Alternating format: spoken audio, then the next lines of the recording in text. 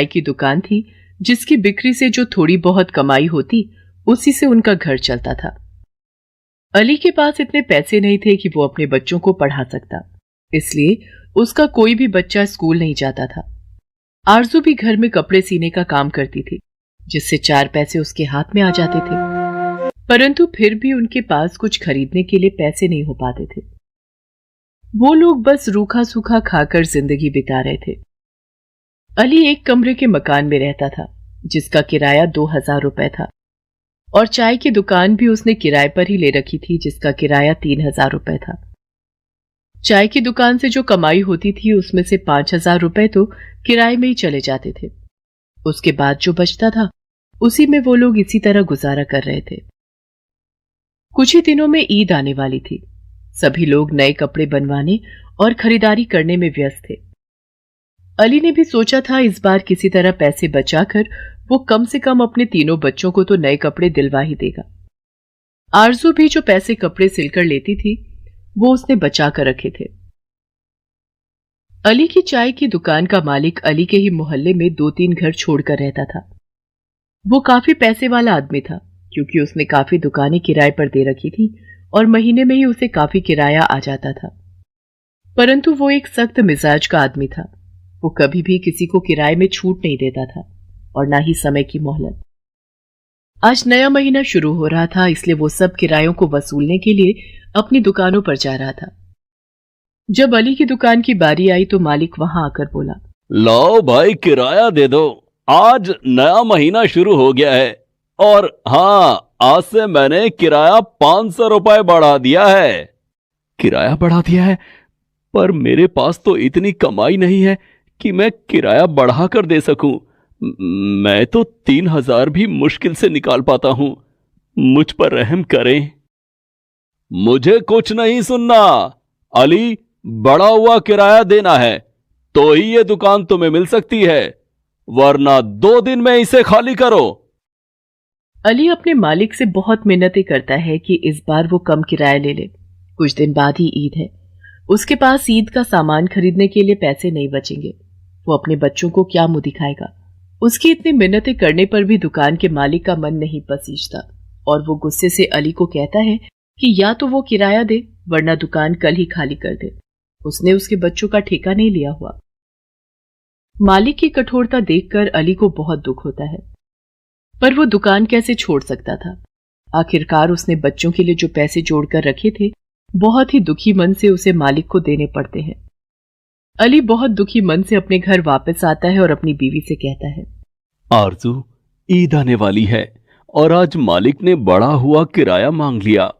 मैंने थोड़े पैसे बच्चों के लिए बचा कर रखे थे, परंतु मालिक ने मेरी एक नहीं सुनी और वो बढ़ा हुआ किराया लेकर ही माना। अब मेरे पास ईद मनाने के लिए कुछ पैसे नहीं बचे। बच्चे तो कब से आस लगाए बैठे हैं नए कपड़ों की। मैं उन्हें कपड़े और मिठाई कहां से लाकर दूंगा? क्या मैं इस काबिल भी नहीं कि साल में एक बार त्योहार पर भी अपने बच्चों को खुशी नहीं दे सकता? देखिए, आप इतना दुखी मत होइए। अल्लाह सब ठीक करेगा। अभी ईद में 4-5 दिन बाकी हैं। अल्लाह ने चाहा तो कुछ ना कुछ इंतजाम हो ही जाएगा, वरना थोड़े बहुत पैसे तो मैंने भी बचा कर रखे हैं। हम उन्हीं में से बच्चों को कुछ दिलवा देंगे। दिन अली तैयार होकर दुकान के लिए निकलता है, तभी वो देखता है कि उसकी दुकान का जो मालिक है उसके घर के अंदर से धुआं निकल रहा है। वो पड़ोस में दरवाजा खटखटाकर पूछता है, ये धुआं कैसा है और क्या घर के अंदर कोई है या नहीं? पड़ोसी ये देखकर हैरान हो जाते हैं और घबराकर बोलने लगते हैं, या अल्लाह, ये दोनों मियां बीवी तो अभी अभी ताला लगाकर हमें कहकर गए हैं कि उनके दोनों बच्चे अंदर सोए हुए हैं और वो बस 1 घंटे में वापस आ रहे हैं। ये सुनते ही अली के होश उड़ जाते हैं कि उसके मालिक के दोनों बच्चे अंदर हैं और घर में आग लग गई है। सभी पड़ोसी इकट्ठा हो जाते हैं और चिल्लाने लगते हैं, परंतु कोई भी उनके घर के अंदर जाने की हिम्मत नहीं करता। अली बिना सोचे समझे पत्थर से उनके घर का ताला तोड़कर अपनी जान जोखिम में डालकर अंदर जाता है और दोनों बच्चों को सही सलामत लेकर बाहर आ जाता है। अभी आग इतनी नहीं बढ़ी थी, परंतु यदि 5 मिनट की भी देरी हो जाती तो शायद दोनों बच्चों को बचाना मुश्किल था। बच्चे घबराहट से बेहोश हो जाते हैं। अली उन्हें अपने घर ले जाता है। आरजू जल्दी से उन बच्चों को बिस्तर पर लिटाती है और उनके मुंह पर पानी के छींटे मारती है। कुछ ही मिनट में बच्चे होश में आ जाते हैं। आरजू और अली उन्हें पानी वगैरह पिलाते हैं और आराम करने को कहते हैं। उधर घर का मालिक और उसकी बीवी दोनों जैसे ही वापस आते हैं, अपने घर से धुआं और आग देखकर उनके होश उड़ जाते हैं। वो जोर जोर से चिल्लाने लगते हैं, अल्लाह, ये क्या गजब हो गया, दोनों बच्चे अंदर ही मर गए। दोनों जोर जोर से रोने लगते हैं। तभी अली वहां आता है और मालिक से कहता है, अरे अरे, आप रोइए मत, आपके दोनों बच्चे सही सलामत हैं और मेरे घर पर हैं। चलिए मैं उनसे मिलवाता हूं। अली की बात सुनकर दोनों की जान में जान आती है और वहीं खड़े लोग उन्हें बताते हैं कि किस तरह अली ने अपनी जान जोखिम में डालकर उनके दोनों बच्चों की जान बचाई है। यदि वो अंदर नहीं जाता तो आज उन्हें उनके बच्चे सलामत नहीं मिलते। दोनों अली के घर जाकर अपने बच्चों को सही सलामत देखते हैं और अली का बहुत शुक्रिया अदा करते हैं। अली भाई, मैं बहुत ही शर्मिंदा हूं। मैंने तुमसे कितना बुरा व्यवहार किया। तुम्हारी मजबूरी को समझे बिना मैं तुम पर गुस्सा होता रहा, परंतु फिर भी तुमने मेरे बच्चों की जान बचाई है। इसका कर तो मैं कभी भी नहीं उतार पाऊंगा, पर यदि तुम्हें कभी मेरी जरूरत हो तो मेरी जान भी तुम्हारे लिए हाजिर है। ये कहकर मालिक अपने बच्चों को लेकर घर वापस आ जाता है। अगले ही दिन ईद थी। अली का मालिक अपनी बीवी और बच्चों के साथ मिठाइयां और बहुत से तोहफे लेकर अली के घर आता है। वो अली को मिठाइयां देता है और उनके तीनों बच्चों को नए कपड़ों के पैकेट पकड़ाता है। ईद मुबारक हो अली भाई, बच्चों के लिए नए कपड़े और कुछ तोहफे और मिठाइयां लाया हूं। आज हमारी ईद तुम्हारी वजह से ही है।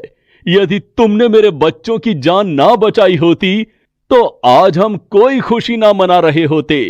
इसलिए मैंने सोचा ईद पर तुम्हारे साथ खुशियां बांटने से अच्छा और क्या हो सकता है। इसीलिए हम सब लोग तुम्हारे साथ ईद मनाने आ गए हैं। अली और आरजू ये सब देखकर बहुत खुश होते हैं और उनके बच्चे तोहफे और नए कपड़े पाकर खुशी से झूम उठते हैं। सभी बच्चे मिलकर ईद मनाने लगते हैं। दुकान का मालिक अली से कहता है कि आज से वो दुकान उसकी है, उसे उसका कोई भी किराया देने की कोई जरूरत नहीं। अली ये सुनकर बहुत खुश होता है। वो अपने मालिक के गले लग जाता है और उसका शुक्रिया अदा करता है। अब सब लोग मिलजुल कर खुशी खुशी ईद मना रहे थे। गरीब बाप बेटे की ईद। अस्सलाम वालेकुम अब्बू, रमजान का आखिरी जुमा मुबारक हो आपको। वालेकुम अस्सलाम बेटा, और तुम्हें भी जुमा मुबारक।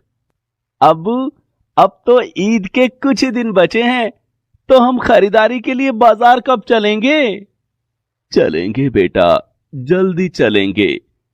जैसे ही तनख्वाह मिलती है फिर चलते हैं। जी ठीक है अब्बू। अब्बू, मुझे ना इस बार ईद के लिए नए कपड़े मत दिलवाना। अरे लेकिन क्यों? ईद पर तो नए कपड़े ही पहने जाते हैं बेटा। हाँ अब्बू, पर मेरे कपड़े अभी ठीक हैं। आप ना मुझे बस एक नई टोपी दिलवा देना, बिल्कुल वैसी जैसी कव्वाल पहनते हैं। मेरे सारे दोस्तों ने इस बार वैसी ही टोपी खरीदी है ईद के लिए। ठीक है बेटा, और तू बिल्कुल परेशान मत हो, मैं तुम्हें नई टोपी भी दिलवाऊंगा और नए कपड़े भी। वैसे मुझे मालूम है मेरा ज्यादा खर्चा ना हो जाए, इसीलिए तुम नए कपड़ों के लिए मना कर रहे हो ना बेटा। माना कि तुम्हारा बाप गरीब है, लेकिन इतना मजबूर भी नहीं कि अपने बच्चे को ईद पर नए कपड़े ना दिलवा सके।